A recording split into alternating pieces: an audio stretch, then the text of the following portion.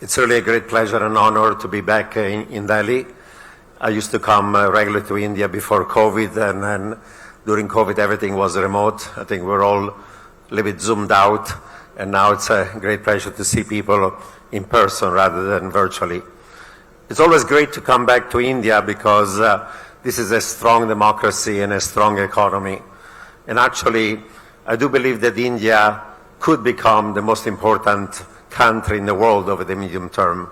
I think there are three factors that are going to lead it. One, you have a population is now the largest in the world and is young and growing, and that's a source of high potential growth. Secondly, your per capita income is still much lower than the one of China, about a quarter, but that implies that with the right policy, potential growth can be 7% or even higher. During the last few decades, China was growing faster than India. In the next few decades, India is going to grow much faster than China. So it's going to become a strong economic power. And three, India is going to also become a major geoeconomic and geopolitical power, first in Asia and globally. And as we know, there are geopolitical tensions, and one of the rising powers in the world, even from a security point of view, is going to be India. I'm here to talk about what's the global economic outlook. And realistically, if we look around the world, we live in a period of unprecedented, unusual, unexpected uncertainty. So 4 U's. I recently published a new book titled Mega Threats, 10 Dangerous Trends that Imperil Our Future and How to Survive Them. And here I address in this book a number of, on one side, economic, monetary, and financial threats that imperil our economic and monetary and financial future, but also non-economic threats that are correlated and connected with the economic ones. Even if you think about the economic threats, they are very different in many ways from those that we're facing even a few years ago. For example, until 2 years ago, in most advanced economies, there was worry about lowflation, if not deflation. Central banks had a hard time to achieve an inflation of 2%. Inflation was persistently below. Today, instead, in advanced economies, and even emerging markets, we have to worry about inflation to be too high rather than too low. And inflation has been significantly above the 2% targets in advanced economies. A couple of years ago, we were worrying about what people refer to as secular stagnation, a situation where there were excess savings, low aggregate demand that led to weak economic growth, but also to lowflation, if not deflation. Today, we have to worry about the opposite phenomenon, the risk of stagflation, a situation where you have inflation and potentially recession at the same time in advanced economies because there are a number of aggregate negative supply shocks that are hitting economic growth while raising the cost of productions. A couple of years ago, people in the advanced economies were worried about interest rates being too low. About $18 trillion equivalent of public debt in Europe and Japan had negative nominal interest rates up to maturities of 10 years. Today, the opposite problem. Because of rising inflation, central banks are increasing policy rates, long-term interest rates are going higher. But these high interest rates in a world where there is too much debt, private debt and public debt that has gone from 100% of GDP in the 70s to 350% of GDP last year globally, those rising interest rates create the risk of debt crisis in the private sector and the public sector, in the country, in the sectors where those debt ratios are high. And in public sector, in addition to explicit debt, there is even implicit debt coming from unfunded liabilities, coming from aging of populations and unfunded pension and aging expenses for healthcare.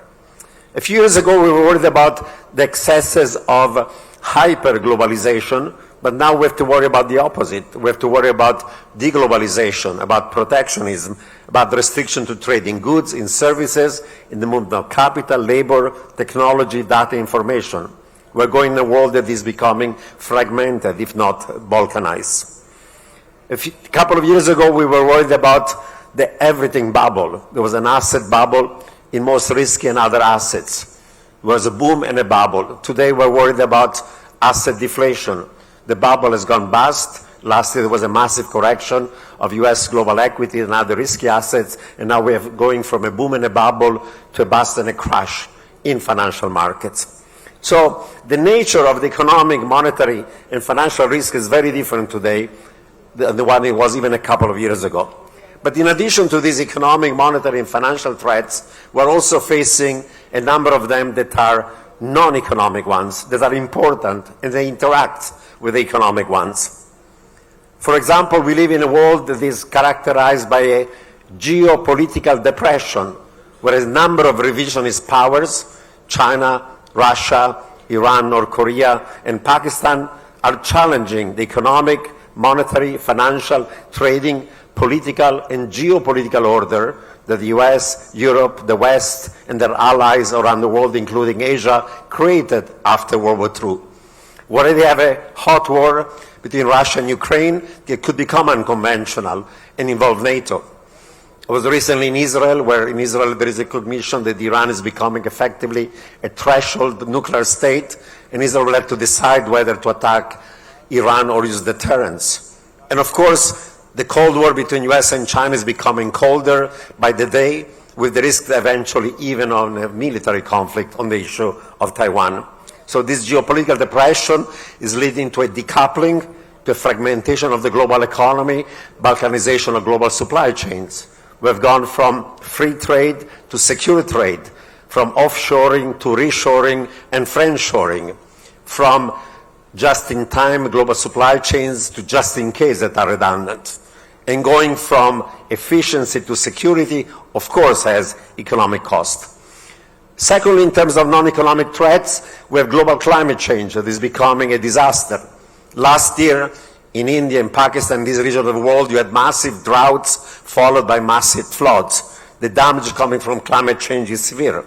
The economic pie may increase, and there may be eventually increases in productivity growth, but there is a dark side to this technological innovation.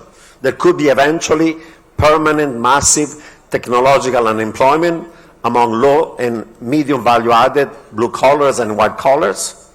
And these types of innovation, unfortunately, increase income and wealth inequality because they are capital-intensive, skill bias, and labor savings. So AI is an opportunity, but if not managed right, is a threat.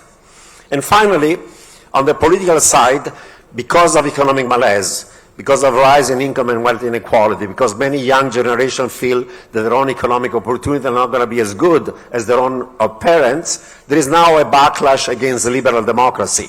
And unfortunately, in many parts of the world, both advanced economy and emerging markets, some extremist, radical, populist regimes of the extreme right or the extreme left are becoming to power.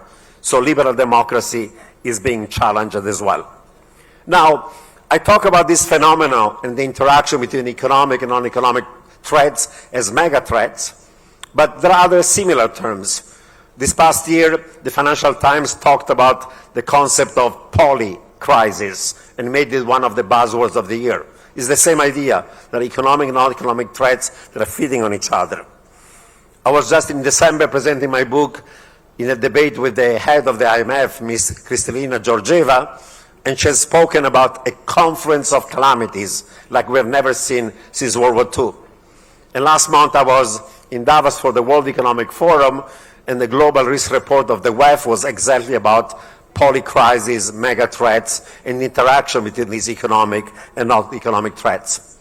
So whether you call them mega threats, or whether you call them polycrisis, or whether you call it a confluence of calamities, or whether, as the WEF says, we'll have the most turbulent and unstable decade in decades coming, we're facing a series of interconnected threats that are impairing our economic, financial future, but also the future of humanity and the future of the planet because of climate change, because of global pandemics.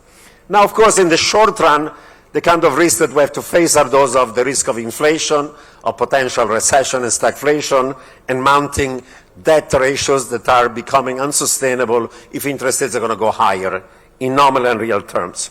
I think that the great moderation, unfortunately, is over, the period of low inflation and relatively stable economic growth, and we might be going to a period that is more unstable, of what I call great stagflationary and debt instability.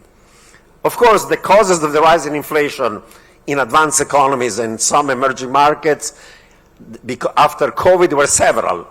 On one side, bad policy, loose monetary, fiscal, and credit easing, too much and for too long. But there was also bad luck, a series of negative aggregate supply shocks that hit the global economy. First of all, the negative impact of COVID on supply of goods, services, shutting down economic activity, impairing global supply chains, and reducing the labor supply. Secondly, the brutal Russian invasion of Ukraine led to a spike in commodity prices, oil, natural gas, industrial metals, green metals, food and fertilizers. And finally, until recently, the zero COVID policy of China was also hampering production in China and creating further bottlenecks in global supply chains. However, even if, as hopefully, some of these negative supply shocks are going to phase out, maybe COVID is over, maybe eventually the Russian invasion of Ukraine will stop. Now that China has eliminated the zero COVID policy, those bottlenecks should go away. There are some more medium to long-term negative aggregate supply shocks that can reduce potential growth, can increase the cost of production, and with loose monetary fiscal policy can lead to inflation and to recession and stagflation. And we're facing a number of more medium-term negative aggregate supply shocks. I don't have time to go over all of them, but think of it this way. 1, deglobalization and protectionism. 2, reshoring or friendshoring and producing not where it's low cost, but where it's higher cost. Aging of population in advanced economies, but also in major emerging markets like China, like Russia, like Taiwan, like Korea, and so on. Restriction to migration in Europe and US. In the past, migration reduced wage growth. A geopolitical depression and decoupling is leading to a fragmentation of the global economy. Global climate change that increases the cost of food because of desertification, lack of water, and to other channels increases energy cost. Pandemics that, of course, are stagflationary shocks. The existence of cyber warfare that either cuts down production or, if you want to protect yourself, is very costly.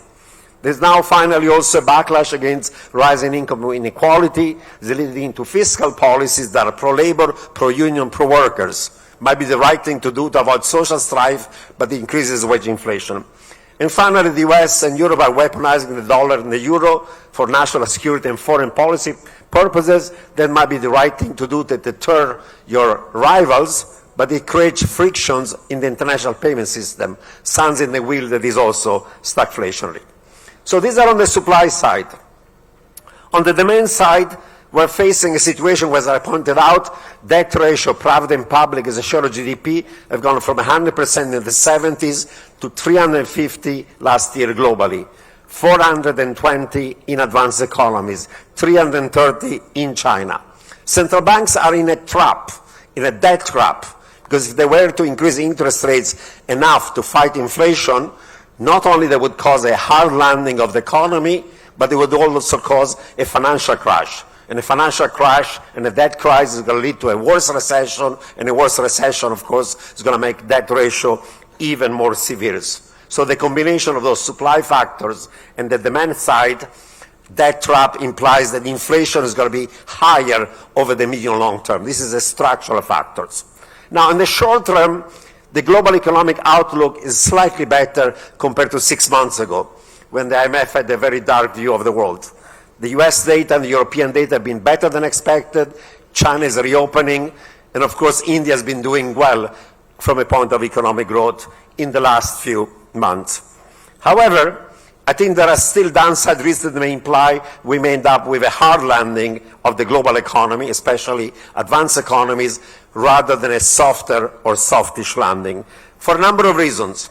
First of all, the war between Russia and Ukraine is going to get worse this year. Unfortunately, that's going to further spike commodity prices. Israel might strike Iran because of the nuclear capability of Iran. That could lead to a spike in energy prices. And in China, the COVID now is spreading like wildfire, reducing the supply of labor. Or if China were to grow faster, the demand for commodities is going to rise, pushing higher commodity prices. And for commodities, there is massive today underinvestment into new capacity, not only in energy, but also in green metals, where there is greenflation, and industrial metals. And therefore, Firms like Goldman Sachs expected this year commodity prices may go up globally more than 40%. That's implying higher inflation, not lower inflation. Secondly, labor markets in advanced economies are tight. Low unemployment rates, aging of population, restriction of migration, skills mismatches, great resignation, fall in labor force participation rate. Wage growth is 5–6% in the US. It's not consistent with inflation going to 2%. And finally, inflation in the service sector depends on labor cost, because in the service sector is mostly labor cost. And therefore, if wage inflation is going to remain high, core inflation is not going to fall towards 2%. That is to risk that the inflation is going to surprise on the upside in advanced economies, but also in emerging markets, that central banks will have to raise the interest rates even more so, and then raising interest rates more than they expect and more than the market expect eventually is going to lead to a hard landing of the real economy and to financial distress because of rising debt servicing ratios. So while most people hope in a soft landing of the economy, I worry about the hard landing. I want to make a final point about India. India is a country that has done a lot in terms of economic policies. It created an infrastructure boom and internal market. It has developed industrial policies that are leading to growth of manufacturing sector. It has a comparative advantage in IT, technology, and technological services, including fintech. And it's created a welfare system that is based on a tech stack that allows micro-targeting. All of this is positive. I would have only one particular specific concern. The biggest problems that India is going to face in the next few years are more micro and structural rather than macro and cyclical. Of course, on the macro side, inflation is still too high. Deficits and debt in the public sector are high. But I would say that the micro concerns are more important. Why do I say so? The growth of India is becoming increasingly driven by national champions that are large, private, oligopolistic conglomerates. On one side, that might be seen as positive because they are productive, efficient, and competitive. And they've been actually creating a lot of economic growth. India has been growing fast, even with much lower investment ratios than China, because of the better efficiency of the investment and the allocation of savings to investment.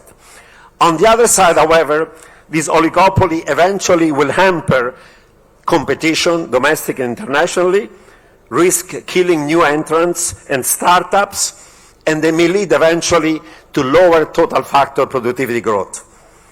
In fact, if you look at the data, potential growth in India today is not going higher. It's either stagnant at around 6–7% or falling. And I think that that degree of oligopoly in parts of the corporate sector is part of the reason why that's happening. Finally, I would argue that there is a risk of developing an economic model based on crony capitalism is going to lead to reduced economic growth, reduced institutional robustness, and a negative perception of the country by global investors. You want to avoid that. You want to go to a growth model that is dynamic, that is productive, is globally competitive, that is sustainable, that is fair. I think that India can do it, but you need to have also the right economic policies. Thank you very much.